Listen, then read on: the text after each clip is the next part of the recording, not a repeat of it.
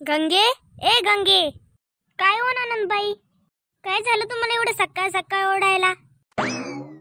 अहो ननंदबाई, ती पवारबाईची सून पुण्यावरून आली ना, तिला भेटायला गेलते आणि इकडे झालं तुमचं लगी बॉम्बलायला सुरू.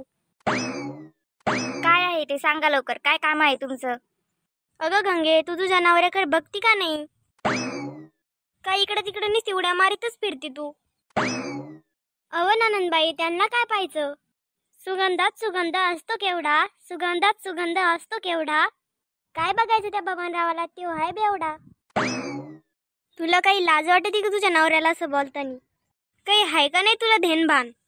बेवडा म्हणतीस होय माझ्या भावाला? तुला काही अक्कल आहे का? तू असं कसं बोलती काही पण? तू त्याला काही खाऊ पिऊ घालती का नाही? तो सकाळपासून म्हणतोय भूक लागली भूक लागली. अहो ननंदबाई, त्यांचं काय, दारू पिऊनच पोट भरतं की. दारू पिल्याशिवाय त्यांचा दिवसच जात नाही. त्या बबनरावाला माहिती काही चिंताच नाही, दारू पिऊन भरतं त्यांचं पोट. त्यांना काय जेवण द्यायचं तरी? अगं गंगे, असं काय करती? मागे जेवायला देत जाऊ त्याला. ओ ननंदबाई, तुम्ही राहू द्या, तुम्ही लई भावाच्या पुळक्यात झाल्या काय?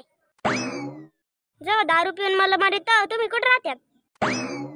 तुम्हाला लईच पुळक येत असलं तर राहा तुम्ही इथंच, मी चालले सोडून त्यांना. अय खापर तोंडे, तुला काय झालं सोडून जायला? अहो ननंदबाई, तुम्हाला कधी काय सांगू मी?